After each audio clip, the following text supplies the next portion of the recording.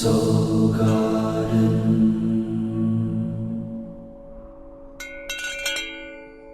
Live, love, be. Good day from my smartphone to yours. I'm Lovecasting live from the Serious Joy Garden Studios in Costa Mesa, California. And it's Friday. Thank God it's Friday.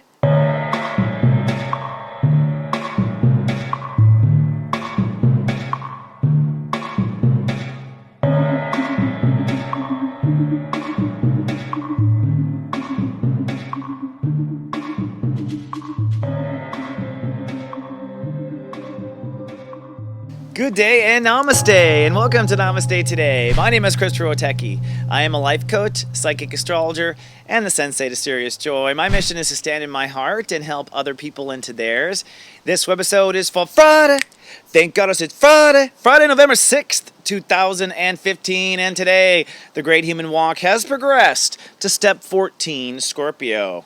And it's a windy day here in Southern California. Bella, my watchdog, is taking a nap, but she's on it, let me tell you. We've had a couple of big bugs come through here, and she's been on it in the Scorpio policing. And welcome, my friends. You know, just before I get started, I'm going to say be out with it. Yes, I'm being political. Some people have taken a little offense to that. I'm sorry, but I really believe in a democracy. We should all express our opinions, and everyone is welcome to tell me what you think about the election. But I think this is a very important year, and let me just tell you why. Looking at the astrology, in my opinion, it's highly likely that the next president will inherit a major crash, a major American crash. I'm not going to get into that right now. I'm going to record videos about that later. I want to look at the astrology and calculate the dates, but this president will likely deal with a wave of trouble. So I think you really have to make the right decision with your heart, my friends, and not with your mind and not with what you've seen in the past. There comes a time in life where you have to lead. Now, the last time the United States went through this was 1776. I'm not kidding. That was the last time Pluto was in Capricorn. So we are going to reinvent, I believe, what it means to control and decide. That's Capricorn. Our country was created during this vibration that it is now returned to, and you can see a lot of the debate already going on. So I just really implore you to look at the candidates and choose with your heart. I trust that if you choose with your heart, you'll choose the right person. I will say, people ask, why are you not supporting Hillary? I'll just say why. I think when I learned that the Benghazi trial was an option for her to be public with that or not, and she chose to make that trial public, she chose to be kind of ridiculed in the public, I just saw it as a manipulative political move, and I just really want frank, honest, eye-to-eye politics from this point forward, transparency. So that's where I am with that. Now, I bring it up because, you know, it's not just me being political. I'm doing what I can in my own little sphere of influence. I really encourage you to do what you can for this election. I think the United States of America is up for some massive transformation, and I think it will happen the next 4 years. It will begin. So make sure that you choose your leadership, and it will, I believe, be very rosy and colored and happy while Saturn is in Sagittarius. I think that when Saturn hits Capricorn, it will hit quite suddenly. Now, that said, let's talk about today's topic. It's not so negative. It is protecting one's peace. Because that's really, I think, what we're all on the same side of, right? Like, we all want to protect our peace. We just want to live happy and be able to raise our kids and have good fruit and, you know what I mean? And, like, not poison food. And, you know, I mean, is it so much to ask? But protecting peace, I think, is something that we can talk about, particularly over the weekend. Today, step 14, Scorpio rules the day. But tomorrow, Saturn Day, step 15, Scorpio will rule. And that, I believe, will actually be a wonderful day of peace. So I'm predicting a very peaceful weekend. I think Saturday and Sunday will be peaceful, and I think part of that is because nice fences make good neighbors. I think that Scorpio boundaries are now up, people are feeling safe, and they can relax, and that's part of what needs to happen, frankly. So in regard to protecting peace, astrology and sacred numerology and the architecture of incarnation actually does have something to say about what peace is. In fact, peace is step 15. So if you are born in step 15 in any sign, you are a peacemaker.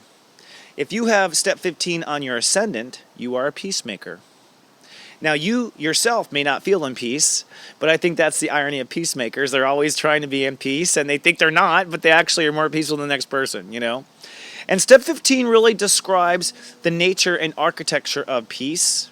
And that is, frankly, when the mind, step 5, is focused on the heart, step 1.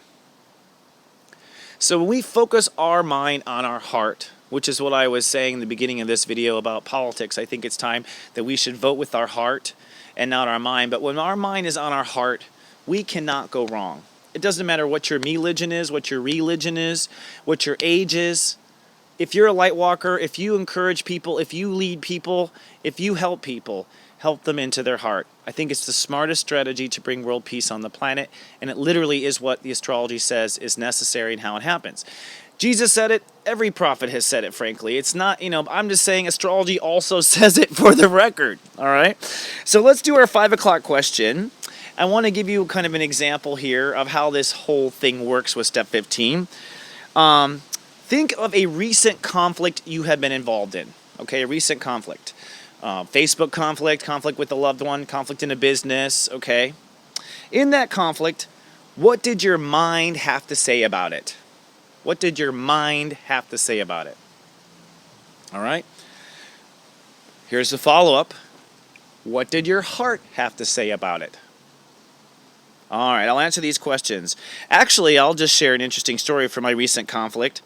John Edward, who is a psychic medium, was in town, and he invited me to one of his, group sessions. This is with his own people, and I was there just to witness him do work. And I have to say, really powerful, amazing stuff to watch, by the way.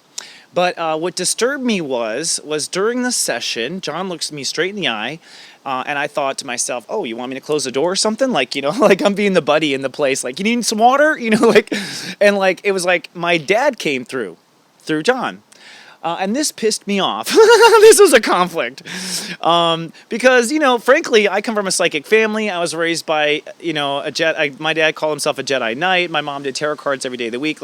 I lived in a weird family in that sense. And so, to me, to have my dead father come in through my psychic friend's class was like barging in on us in the garage. I was like, Dad! I didn't like it. I was upset. And really, the truth is that my mind, what was my mind's opinion? My mind's opinion was geez, Dad, you can't even give me any privacy after you're dead, and I was really upset. And it took me a while to process it. I'm grateful, though, for John doing it, and I'm grateful for John helping me, too, with this. But what was my heart's opinion on it? Well, that's the thing. After processing it for a while, my heart was actually very happy that my father had taken the time to barge in. And I said to him on the other side, thank you for doing that, even though I was a little aggravated that you didn't ask my permission or whatever, but that's my dad. So, when people pass, they don't change, I'll tell you that. But the point of the story here is that the mind is always going to take an opinion that is going to preserve your ego or whatever, and the heart's opinion is always going to be the actual truth. And usually that's what we're up against. We're usually up against our mind versus our heart's opinion. And if you want to know the formula to enlightenment, in my opinion, from what I've observed as a sensei to serious joy, and this is true with every choice you make, including the next president of the United States, choose with your heart. Choose with your heart. If your heart is happy with you choosing that person, then do it. And I stand behind you. I think if love chooses our leaders, everything will work out. If fear and the mind does, we got some problems, a lot of problems. All right, so without further ado, let's go into my guides and see what they have to say. Dad, you cannot come through right now. He knows that. And see what we have. Okay. Get a strong pull to Venus. Yeah, we are climbing. So the new reality, Scorpio is kind of drawing the lines, drawing the hard lines, and through the weekend, I do predict it to be quite peaceful. I don't think there'll be any major situations going on. It'll be maybe bumpy, perhaps growing pains, perhaps discomfort from growing pains, that sort of thing. But I don't think it will be a difficult weekend because 15 is peace and 16 is spirit. However, we are putting our foot down. There are growing pains. People are making decisions. These decisions come with a cost. So I think people are feeling that sort of thing, and it's time to be absolutely certain now. Not pretty certain. They corrected me. Absolutely certain about what it is that you want. All right. Venus and Mars are at step 28 and 26. So Venus is, in essence, manifesting at step 28, putting on the final touches of how we see this new reality. And just so you know, it's like, as far as the astrology is concerned, this is a 12-year cycle. So you're saying, I want my reality to be this for the next 12 years. It will take a full year for it to even manifest. Okay, a full year to manifest. So we're just telling the instructions. And at this point, we're telling the universe, okay, here's where the line is. Here's where the line is. Now, remember, the line to protect your peace should be the line that protects your heart's interest. So through the weekend, a lot of the boundary dropping we're dropping are actually peaceful boundaries.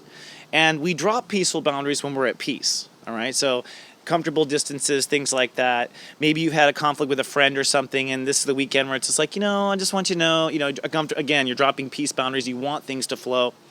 But be clear that, but realize that two things. One, that what you're doing is going to set a trend that lasts about 12 years. And secondly, if it doesn't work, you can change it in 12 years.